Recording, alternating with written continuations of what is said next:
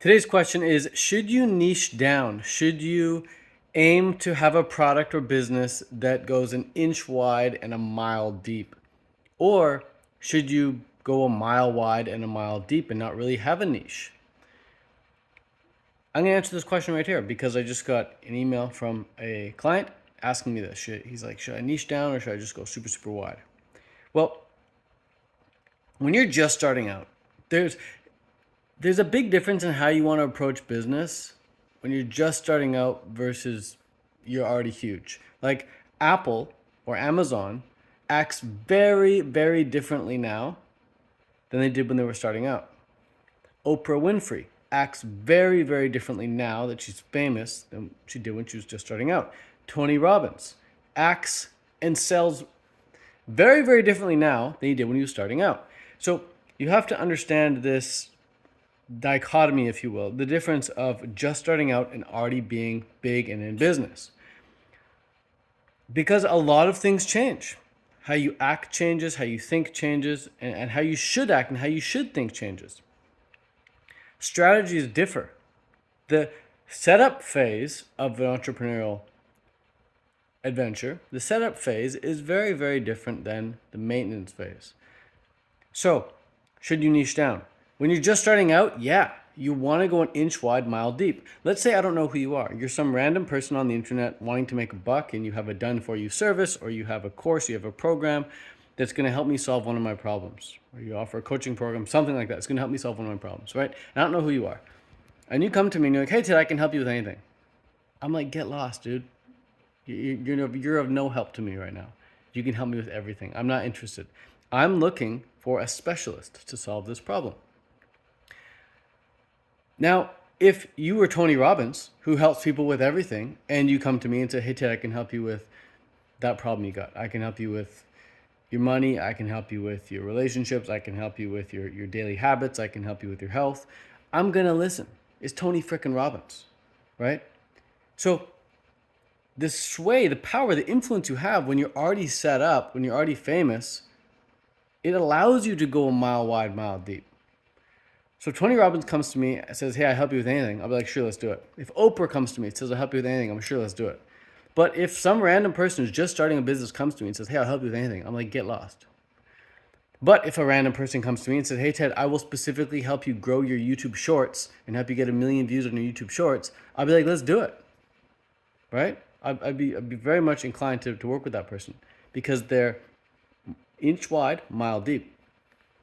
So that's my advice for niching down. And if you are having trouble niching down, if you're stuck on which niche to go into, I highly recommend approaching niching down like dating and marriage. Initially, you just date, you just date around. Go on dates with a bunch of different people and see which characteristics you like, see which traits you like. And then if the time feels right, you make the commitment and you get married. And the marriage doesn't even have to last forever. You can get married and marriage might last 5 years, 10 years, whatever, and it might be over. It might last 1 year, it might be over. Like, it's not for life. It's not permanent. The difference between getting married and like picking a niche and committing to a niche, well, marriage, I mean, there's a lot of fees involved. But niching down and then changing your niche just involves like a quick rebrand. It's pretty easy. So if you do pick a niche, if you do decide to get married to a niche, and then you decide to get a divorce, it's not a big deal. It might take you a day to rebrand. No problem. I think a lot of people, they're so scared to commit to a niche because they somehow think it's like they have to file for an LLC and like start some legal business, some legal entity before they actually get started. It's complete nonsense. You definitely don't need to do that at all. And this is not legal advice, but nobody I know who gets started online business files an LLC and makes things like legal and legit before they actually start making money online. Usually you start getting a few PayPal payments and you're like, all right, let's make this legal. But even then, even once you're legal, my business name is Ted Car Marketing Inc. I can sell anything under that. I can market dog food, I can market tents, I can market rings, I can market hats, I can market digital products, ebooks, courses, coaching programs, festivals, whatever. I can sell anything under that umbrella. So I'm not too concerned about picking a niche and changing it. I just recommend picking a niche and getting going with it. The biggest difference between successful entrepreneurs and the unsuccessful entrepreneurs or successful contentpreneurs and unsuccessful contentpreneurs is really good entrepreneurs, they act, they observe, and then they plan. First they act, and then they observe, and then they plan. And then that cycle repeats. They act again, they observe, and then they plan. Whereas entrepreneurs who never get off the ground, entrepreneurs who fail, they spend so much time planning.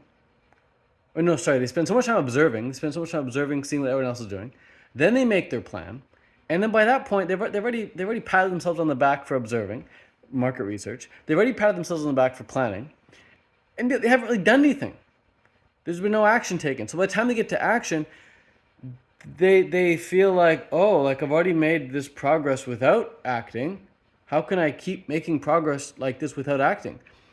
So it makes it very hard to actually act because the brain is now wired to observe and plan without actually taking any action whatsoever. And they're complimenting themselves for getting pat on the back for it. They're completing modules, right? I completed module 1, the observation, the market research. I completed module 2, I did the planning.